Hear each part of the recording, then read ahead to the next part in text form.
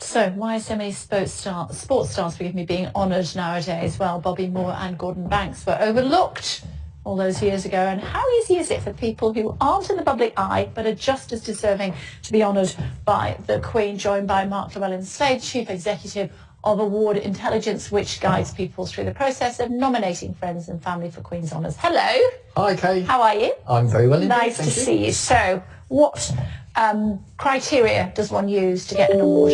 Well, literally any worthy person can be nominated for an honour. Essentially, there's two types of people that tend to get them. So firstly, those I describe as being selfless, giving people, so community and charity orientated people, philanthropists and people like that. And secondly, those who have reached the top of their chosen field. So there might be eminent academics, surgeons, entrepreneurs, actors, and of course sports supremos, as we've seen today. But you have to be in it to win it. So if your viewers know of anybody who's worthy of an honour, then get them nominated. Otherwise, they won't get the recognition. And how do they go about that nomination, if you will? It's very straightforward. They could Google Queen's Honours and the government website will come up. They can download the forms and take care of the process themselves, free of charge. Or if they're not sure if somebody's worthy of an honour, then call us up and we'll give them a free, honest assessment. Who decides whether someone receives an honour?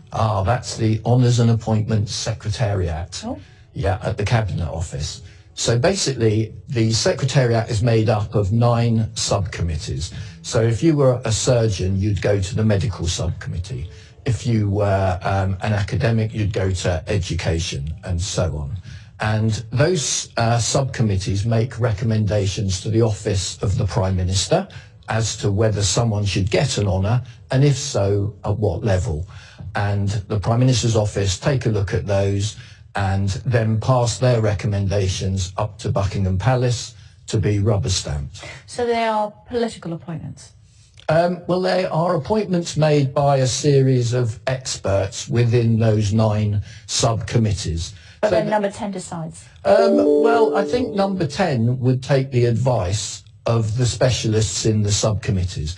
Now, if there was somebody who they really felt was inappropriate for some reason, I'm sure they would voice their concerns to that subcommittee, but they are the personalities do so much better now than they used to?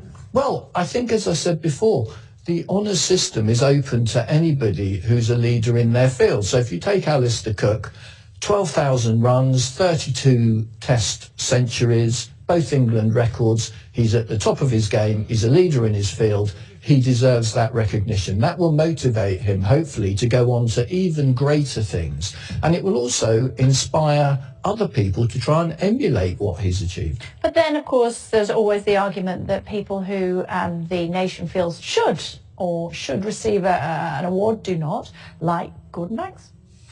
Well, that opens up the question of should honours be awarded posthumously. Yeah. Now, I think that if the nominee is alive when the nomination is sent into the Cabinet Office, and bearing in mind it takes on average 12 to 18 months for them to make a decision, then if, unfortunately, that person passes away during that relatively long waiting period, then they should get an honour posthumously. But I don't think the government should open it up completely so that people start nominating their grandparents, their great-grandparents. Yeah, William Shakespeare should get one.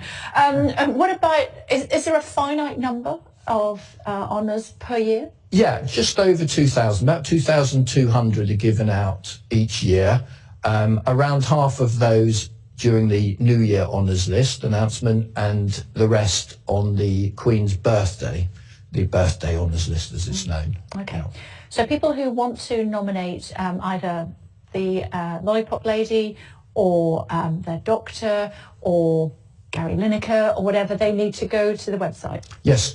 These people have got to be in it to win it, and they can't enter themselves, so they're reliant on family and business and community contacts to actually put pen to paper. Don't just talk about it. Don't just think somebody else will do it. Actually make the effort. Download the forms. It it is long and time consuming. I mean, we spend about 100 to 150 hours on a typical nomination. Wow. So you can't really knock one out on a wet Sunday afternoon. Yeah, so 100 to 150 hours. Does that make you eligible for an award, do you think? Well, if you spend more time on You, something... I mean. Oh, me? Oh, gosh. Well, I will do my best to be worthy of an honour. I'm working on it. Maybe mine's got lost in the post. I'm going to download those forms I shall and speak fill to them the in for postman. you later on. It's good to talk to you. Thank you so much for joining us You're on welcome. the programme this afternoon. So if you know someone who is worthy of an honour, then what you need to do is download the forms and get writing. 100 to 150 hours, though, is something like the amount of effort that needs to go into filling in those forms. But if you don't, they're never going to be nominated. Two sports personalities particularly, including Sir Alastair Cook, have picked up their knighthoods today. Billy Beaumont as well. Theresa May, will she get one? Talk about her in just a moment here on Sky. Stay tuned.